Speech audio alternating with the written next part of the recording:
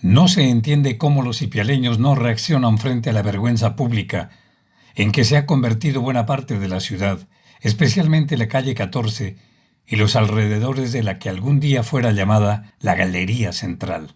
No se entiende cómo 4 alcaldes que dicen ser ipialeños, por llenar los bolsillos y gobernar para sus amigos politiqueros, han dejado a la ciudad convertida en una ciudad de nadie. No entiendo tampoco el silencio de los ipialeños.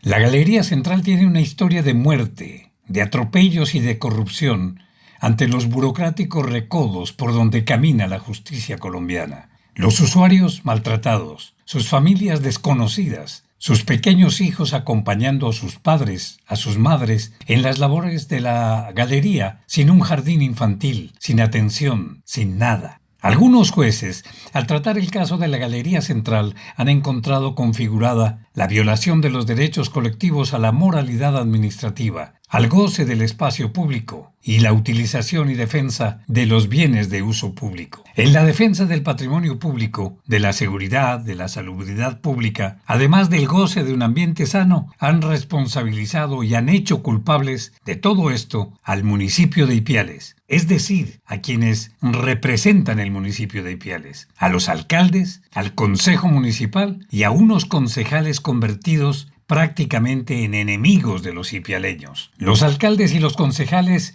serían penalmente responsables de cuanto ha ocurrido y sigue ocurriendo en ese sector de la Galería Central y en la calle 14. Los ipialeños no pueden mirar para otra parte y hacer como hasta ahora, que la cosa es simplemente un problema de los vendedores, es un problema de la galería en sí misma y que no es problema de los ipialeños todos. Un primer responsable de lo que ha pasado sería el exalcalde Gustavo Estupiñán Calvache. Estupiñán es un alcalde al que muchos no se atreven a nombrar. Un alcalde que habría permitido, por ejemplo, que ocurran muchas cosas en torno al contrato de la Galería Central. La noticia de hoy es que hace menos de 2 meses, mediante escrito del 16 de febrero, el estudioso, el valiente, el riguroso abogado Erlindo Velasco Arteaga, cansado de la lentitud y paquidermia de la justicia y de los funcionarios de la alcaldía, ha pedido que se active el comité de verificación a que hace referencia el numeral 4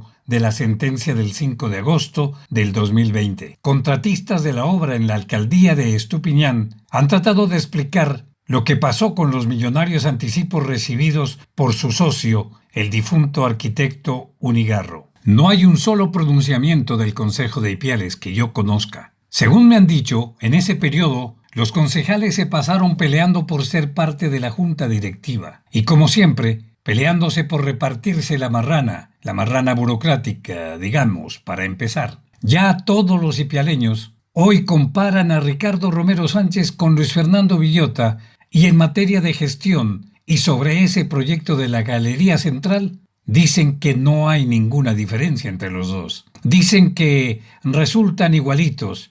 Romero y Villota, pobre Ipiales, se quejan. Y claro, de Gustavo Estupiñán prefieren no hablar. Luis Fernando Villota, como no tiene quien le cuestione su falta de gestión frente al proyecto de la galería y también frente a otros proyectos, se ha dedicado a repartir los cargos de la alcaldía a sus amigos concejales y a callar la boca a los medios de comunicación a través de publicidad. Luis Fernando Villota, si esta vez hace lo que le da la gana y no obedece al juez, podrá ser sancionado. Estaría incurriendo en un desacato a orden judicial. Mientras tanto, los responsables, unos fueron a la cárcel y otros todavía andan por Ipiales como Pedro por su casa. En Acción Popular se mira, se combina con salarios mínimos, es decir, en este caso pues podría elevarse la cifra dependiendo pues de la magnitud de la obra y la categoría del municipio, que es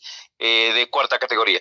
Y la ventaja de esto es que no lo va a pagar el pueblo de Ipiales ni los que pagan impuestos, sino que se va a sacar del patrimonio del alcalde de Ipiales. Efectivamente, se cumple del patrimonio en este caso, del alcalde o de los actores que tengan que ver, en este caso, con las omisiones respectivas. Es como regresar a la época de la convergencia cívica, cuando era un tabú hacer periodismo independiente, periodismo de altura, periodismo con ética, con responsabilidad, con sensibilidad social, porque lo que había era miedo y mucha plata con contratos de publicidad. El abogado Erlinto Velasco es el actor de una acción popular de las decenas de acciones populares que se han tenido que instaurar para obtener mínimamente algo de protección a los derechos de los ipialeños en torno al contrato de la Galería Central. La noticia, como digo, es que el Juzgado Cuarto de lo Contencioso Administrativo de Pasto, el pasado 31 de marzo ha conminado al alcalde Luis Fernando Villota, ha exigido a Villota Méndez, y los concejales parecen no haberse enterado, que máximo en agosto próximo se dé vida a esa veeduría ciudadana. Es decir, le obligan a que Villota active el comité de verificación solicitado por el abogado Erlinto Velasco. El 16 de marzo se suscribió un memorial de mi parte para solicitar que se active el comité de verificación. El juzgado cuarto, a su vez, dio la respuesta diciendo de que en agosto se cumple con el primer año de estudios presupuestales, y a partir de ya el cumplimiento de los estudios presupuestales se activa el comité de verificación. El comité de verificación está compuesto por el secretario de Infraestructura, Planeación y el alcalde municipal. A eso se suma el personero municipal, se suma efectivamente un delegado de la Defensoría del Pueblo y mi persona. ¿Qué significa un comité de verificación? ¿Sobre qué? Es una especie de veeduría que va a vigilar los avances en las obras civiles, en las obras de construcción que se dé alrededor o con ocasión de la construcción de la Galería Central. Es que la historia de la Galería Central de Ipiales se remonta a principios del mes de noviembre de 2011. La pregunta es, ¿dónde estuvieron durante todo este tiempo los periodistas, los medios de comunicación? Es una historia como de negligencia, ¿no? Se ha destruido como la decencia de las instituciones. Yo creo que los colombianos tenemos derecho a tener instituciones decentes, entre ellas pues las municipales, los órganos de verificación, los órganos de control, la misma rama judicial. Hoy estamos acudiendo a la rama judicial para hacer valer los derechos, en este caso a defender el patrimonio público, el espacio público y el derecho pues a vivir en una ciudad con decencia. Primero, han pasado más de 10 años cuando en extrañas circunstancias el arquitecto Fabián Ernesto Unigarro sufrió un accidente de tránsito y luego falleció para dolor de su familia y desgracia de los ipialeños que esperaban ver construida su nueva Galería Central. Segundo, Eduardo Obando, representante legal de Inobras, recibió una llamada telefónica por parte de Javier de la Carrera Bravo, quien se desempeñaba en ese entonces en el cargo de secretario de Planeación de Ipiales, para que, justamente, Inobras Limitada, urgentemente, como dicen ahora, ejecute el contrato para la construcción del llamado Centro de Comercio Popular del municipio de Ipiales, o simplemente la Galería Central. Tercero, el viernes 11 de noviembre del 2011, el arquitecto Obando Reyes, representante, como digo, de Inobras, se entera que mediante maniobras que conoció la justicia, que fueron motivo de investigación, que a su socio Fabián Unigarro le habían entregado el 100% del anticipo del contrato de la construcción de ese Centro de Comercio Popular o de la Galería Central. Y allí comenzó esta primera parte de la historia. Se trata del contrato de obra 102, suscrito el 30 de diciembre del 2010, respecto de la construcción de la galería. Pero entonces, uno se pregunta qué pasará si no se activa este comité de verificación. ¿Seguirá eso quedando en el olvido? Si, como siempre, el personero, quien deberá ser parte de ese comité de verificación, digo, el personero, igual que todos los personeros que han pasado en estos años, no cumplen con su sagrado deber de cuidar los recursos públicos, de investigar lo que pasó y trabajar por Ipiales con ética y con responsabilidad, pues será otro funcionario que pasa desapercibido y no hay nadie que le exija que cumpla. Erlinto Velasco, el abogado que ha instaurado esa acción popular y ha obtenido respuesta del juzgado cuarto, nos dijo lo siguiente. De esta acción popular, de esta acción constitucional, es la de que efectivamente se dé una demolición, se dé una nueva construcción o efectivamente se habilite el sistema. La intencionalidad es esa, la utilidad de la obra.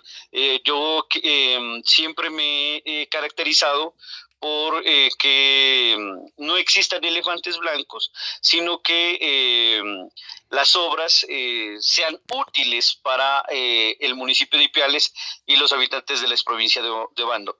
Siempre me muevo en esa característica, es en la utilidad de la obra civil. Lo cierto es que este y otros procesos en donde se castiga con cárcel o con multas o con el pago de salarios mínimos a funcionarios públicos, a los alcaldes, prácticamente en Ipiales son una burla para los sancionados, o de los sancionados hacia los ipialeños. Se burlan en la cara de los ciudadanos y siguen tan campantes en politiquería y creando clientelas electorales y peleando por contratos de obra pública cada vez que llegan ellos o sus amigos a la alcaldía de Ipiales. Esta vez, si se sanciona a Luis Fernando Villota, tendrá que pagar de su bolsillo.